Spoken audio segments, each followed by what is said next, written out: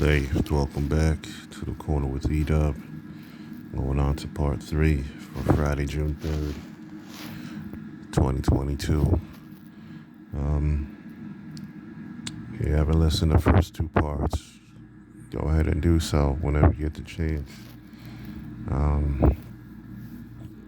You know the drill by now, I'm sure. If you're listening, if you like what you're hearing, subscribe to the channel with the notification bell so that you'll be alerted to new videos. The algorithm can be favored, and the content can be, be out there more. Also share it to as many people as you can so they can hear the Word of God. I read from the Common English Version of the Bible, found a new version biblical app that would help you strengthen your walk with God. Find it in the App Store. You find that in Google Play, depending on your device. Now we're gonna do all the foundational chapters that supported both Romans 8 and Romans 15. So we're gonna start with Deuteronomy chapter 32, and I'll give you a few seconds to find that in your Bible. Deuteronomy 32.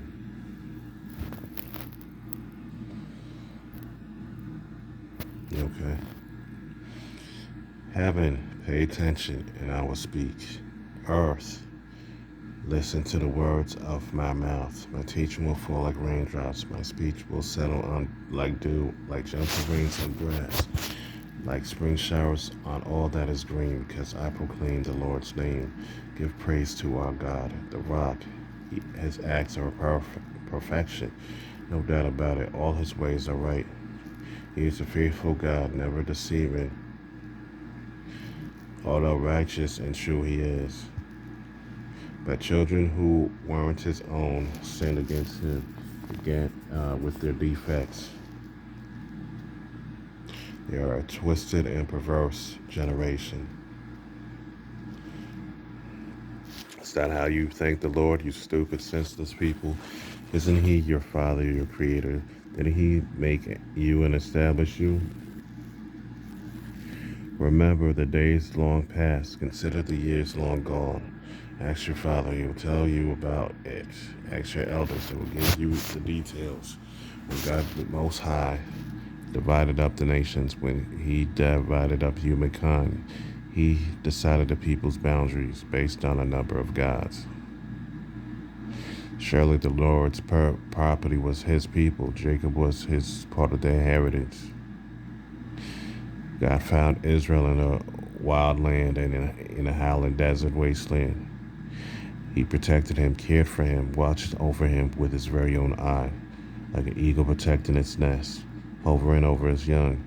God spread out his wings, took hold of Israel, carried him on his back.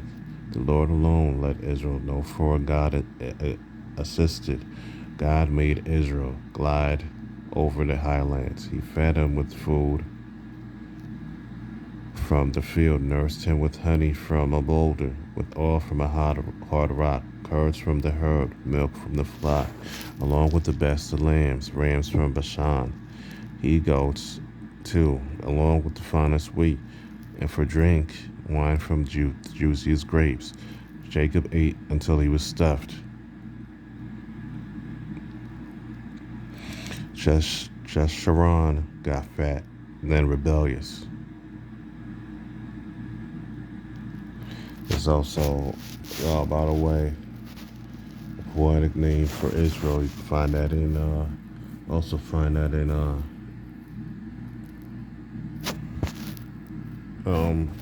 Deuteronomy 33, verse 5 and 26. I'm going to touch that right now too.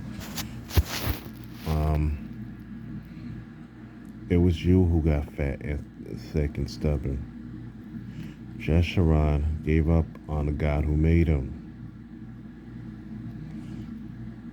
Thought that the rock of his salvation was worthless. They made God jealous with strange gods.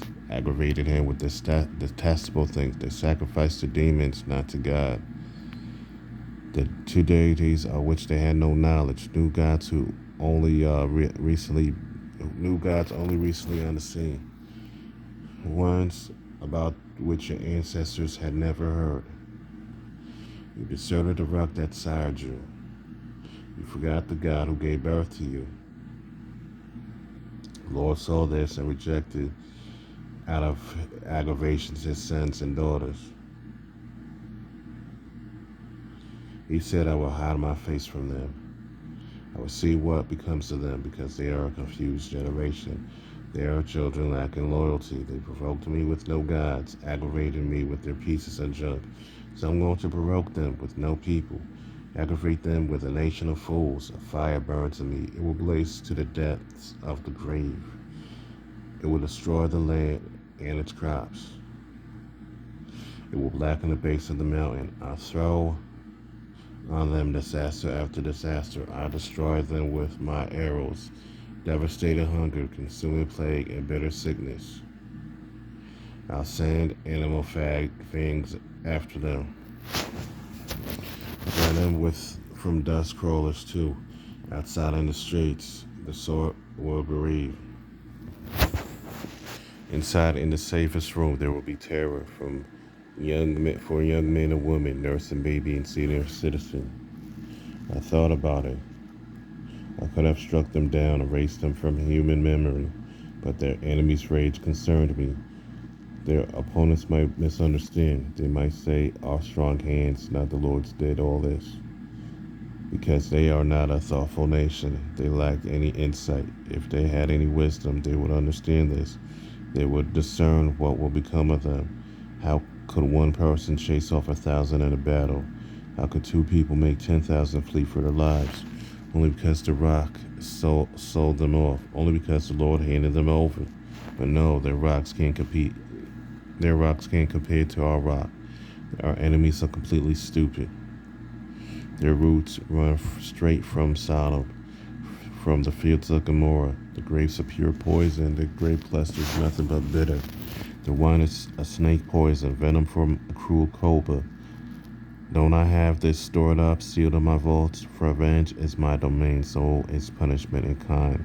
At the exact moment their steps slip up, because the day of their destruction is just around the corner.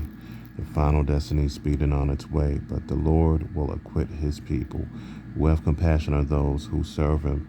And once he sees that their strength is all gone, that both prisoners and free people wiped out, the Lord will ask, where are their gods, the rocks that they trusted in, who ate up the fat of their sacrifices, who drank their sacred wine?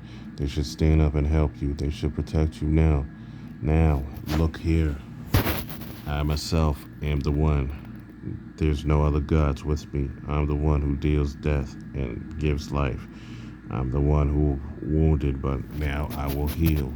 There's no escaping my hand, but now I'm lifting my hand to heaven. I swear by my own eternity, when I sharpen my blazing sword and my hand grabs hold of justice, I'll pay my enemies back. I'll punish in kind everyone who hates me. I make my arrows drink much blood, while the sword devours flesh, the blood of the dead and captured, flowing from the heads of enemy generals. Heavens, rejoice with God.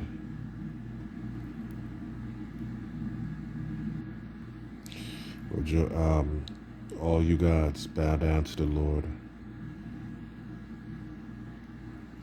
because he will avenge his children's blood. He will pay back his enemies. He will punish in kind those who hate him. He will cleanse his people land. So Moses came and recited the words of this poem in everyone's hearing. Joshua, Nun's son, joined him. When Moses finished speaking to all these words to Israel, he told them, set your mind on all these words I'm testifying against you right now, because you must command your children to perform carefully all the words of this instruction. This is no trivial matter to you. This is your very life. It is by this means alone that you will prolong your life on a fertile land you are crossing the Jordan River to possess. The Lord spoke to Moses that very same day. Hike up to the Abarim Mountains, to Mount Nebo, which is in the land of Moab, opposite Jericho. Take a good look at the land of Canaan, which I'm giving to the Israelites as their property. You will die on the mountain you hiked up, and you will be gathered to your people, just like your brother Aaron, who died on Mount Hor and was gathered to his people, because the two of you were unfaithful towards me in front of the Israelites at the waters of Meribah Kadesh in the Sin wilderness, because you didn't treat me with proper respect before the Israelites. You can look at the land from the other side of the river, but you won't enter there. That was Deuteronomy 32.